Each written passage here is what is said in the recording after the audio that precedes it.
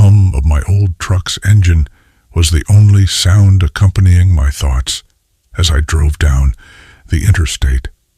Snowflakes, fat and wet, splattered against the windshield, and the wipers fought a losing battle to keep the glass clear.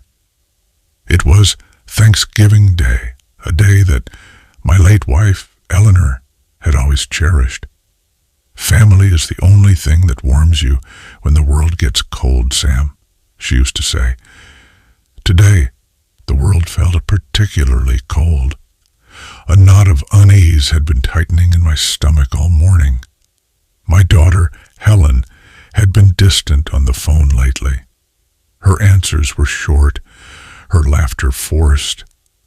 Ever since she married Mark 3 years ago, a wall had slowly been built between us. I blamed myself for not trying harder to climb it. As I turned onto her suburban street, the houses were aglow with holiday cheer. Wreaths adorned every door, and warm light spilled from picture windows onto snow-dusted lawns. Helen's house looked perfect, too perfect, with smoke curling from the chimney and a string of festive lights blinking around the porch. Mark's polished SUV sat in the driveway next to Helen's sensible sedan. I pulled in behind them, cutting the engine. The sudden silence was heavy. I grabbed the gift bag from the passenger seat, a new set of graphic novels for my grandson Caleb. At 18, he was probably too old for them, but they were a tradition. As I stepped out of the truck, the freezing air hit me like a physical blow. And then I saw him. Caleb was huddled on the front steps, his arms wrapped tightly around his knees. He wore only a thin t-shirt and jeans, utterly inadequate for the biting wind. A fine layer of snow had settled on his dark hair and shoulders. He was shivering violently, a deep, uncontrollable tremor that shook his entire frame. "Caleb?" My voice was a harsh crack in the quiet afternoon. He looked up, and the look in his eyes, a desperate mix of relief and terror, shattered my heart. His face was pale, his lips tinged with blue. I ran to him, my boots slipping on the icy pavement. "What in God's name are you doing out here?" "Where's your coat?" "Grandpa," he whispered, his teeth chattering so hard he could barely form the word. I'm not allowed inside." The world seemed to tilt on its axis. From inside the house I could hear the faint sound of music and laughter. A warm golden light filled the windows. They were in there, celebrating, while my grandson was left outside to freeze. Anger, hot and pure, surged through me. I took off my own heavy winter coat and wrapped it around his trembling shoulders. He felt like a block of ice. "What do you mean, not allowed?" He flinched, glancing nervously at the front door. "Mark." He got mad. I burned the turkey a little. He said I ruined Thanksgiving and had to stay out here until I learned my lesson. I looked at my watch. It was nearly 3:30 p.m. "How long, Caleb?" "How long have you been out here?" His eyes dropped to the snow-covered steps. "Since about 11 this morning." 4.5 hours. My mind struggled to comprehend the cruelty. 4.5 hours in this weather could be lethal. I tried the front doorknob. Locked. Of course, it was locked. "All right, that's it," I said, my voice dangerously low. "We're getting you warm." I helped him to his feet, his legs so stiff they nearly buckled. As I guided him toward my truck, I saw the faded yellow bruise along his jawline, almost hidden by the redness from the cold. This wasn't just about a burnt turkey. This was something much older and uglier Inside the truck's cab, I cranked the heat to full blast. I held his numb hands in mine, rubbing them vigorously. "Talk to me, son." Has he done this before? Caleb hesitated, the ingrained fear of his stepfather warring with the desperate need to confide. Finally he nodded, his eyes filling with tears he was too cold to shed properly. "Sometimes. When I mess up. Last month he made me sleep in the garage because I forgot to take out the trash. He says he's teaching me to be a man."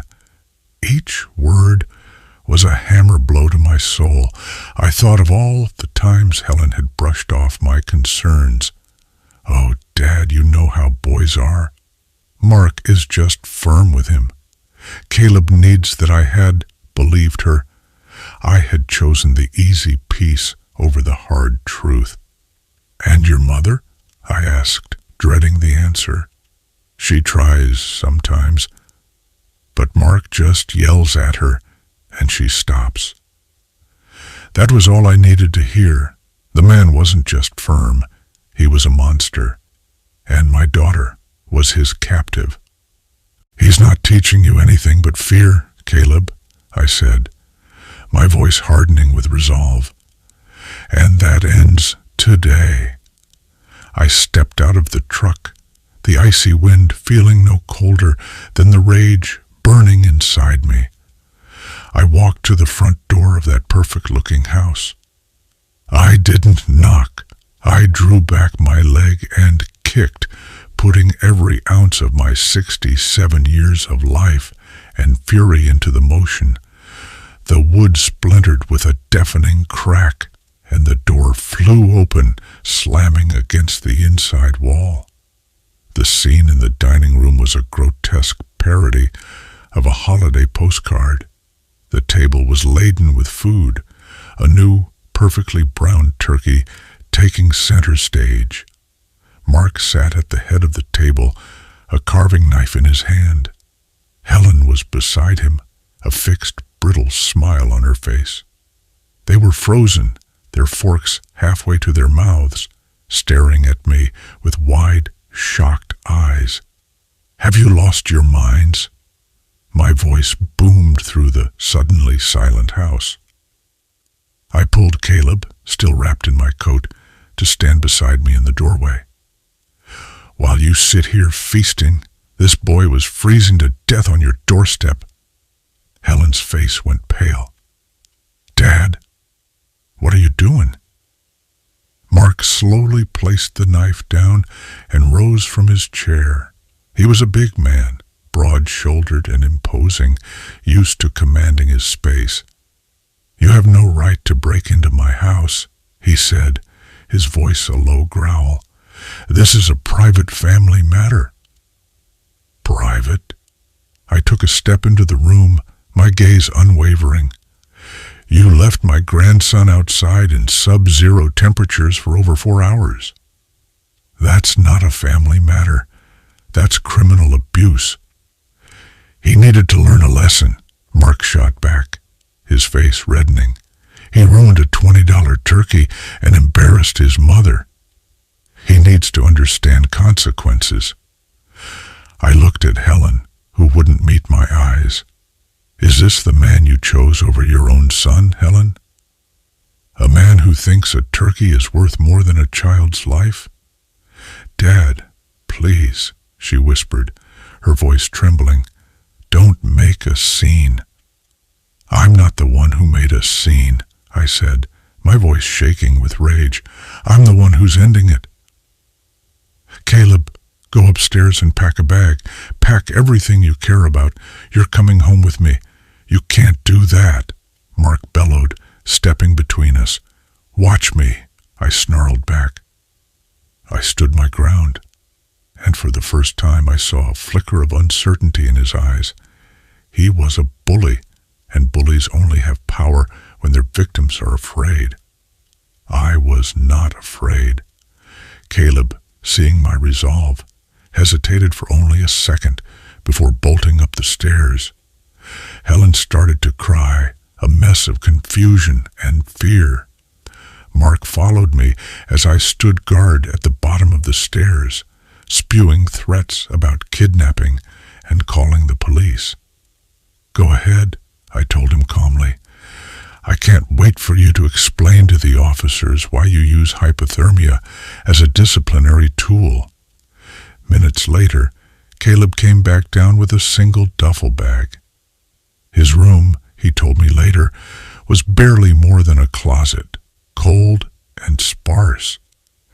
As we walked toward the broken door, Helen cried out, "Caleb, please don't go." "I love you." Caleb stopped and looked back at his mother, his expression one of profound, weary sadness. "If you loved me, Mom," he said, his voice clear and steady for the first time, "you wouldn't have let him do this." We left them standing in the wreckage of their perfect Thanksgiving. The drive back to my small, quiet house was filled with a strange sense of peace. The heater hummed, and for the first time in years, Caleb talked freely. He spoke of his dreams of studying engineering, dreams Mark had always belittled. He told me about the constant fear he lived in, the small cruelties, and the crushing loneliness. As we settled into my home, the home where he'd spent happy childhood weekends with Eleanor and me, I could see the tension slowly leaving his shoulders. We ate a simple dinner of reheated stew, but it felt more like a feast than the elaborate meal we'd left behind. Later that evening, as we sat by the fireplace, there was a sharp, authoritative knock at the door. I knew who it would be. 2 police officers stood on my porch, with Mark and Helen hovering behind them. Mark immediately launched into his performance, pointing at me dramatically. "Officer, that man kidnapped my stepson." He assaulted me and broke down my door. The officers were patient but firm. They came inside and listened to everyone's story. Mark painted a picture of a meddling old man and a rebellious, ungrateful teenager. I told them the simple truth of what I had found. Then they turned to Caleb, huddled in a blanket on the couch. He looked small, but when he spoke, his voice was strong. He told them everything, about being locked outside, about the garage, about the constant threats and fear. Finally, the officer looked at my daughter. "Ma'am, what is your version of events?" Helen stood by the door, wringing her hands, her face a mask of torment. Mark shot her a look of pure menace, a silent command. This was the moment. She could side with her abuser and condemn her son, or she could finally find her courage. She looked from Mark's furious face to Caleb's pleading one, and then something inside her broke.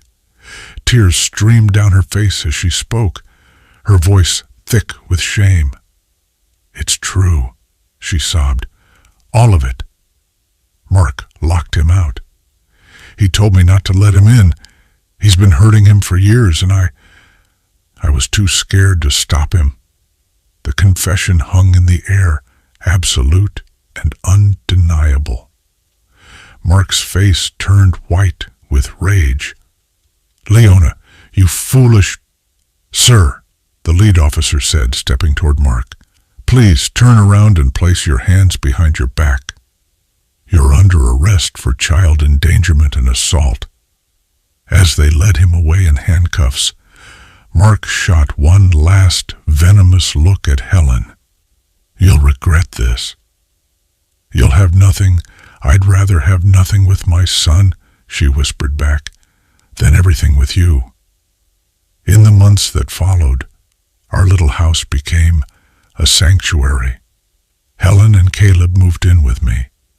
The legal battle was messy, but Helen, free from Mark's control, was strong. She got a job at the local library and started divorce proceedings. We weren't a perfect family, but we were a real one, bound by the hard-won battle for each other's safety. Caleb thrived. Away from the suffocating weight of Mark's cruelty, he blossomed. He was accepted into the State University's engineering program with a full scholarship. He laughed more, stood taller, and the haunted look in his eyes was replaced by a quiet confidence. One evening, about a year after that terrible Thanksgiving, Caleb came to me in the living room. "Grandpa," he said, "I've been thinking. I'm going to change my major." "Oh?" I asked, looking up from my book. "To what?" He looked at me, his expression serious and full of a purpose I hadn't seen before. "Social work," he said, "or maybe counseling. After everything that happened, I want to help other kids, the ones who feel trapped, who don't have someone to come and kick the door down for them." A wave of pride washed over me, so powerful it almost took my breath away. He had taken the worst experience of his life and was turning it into a force for good. Eleanor would have been so proud. I smiled, my heart full. "That's a fine goal, son. A very fine goal." Outside, the first snowflakes of the new winter began to fall, but inside our house, it was nothing but warm.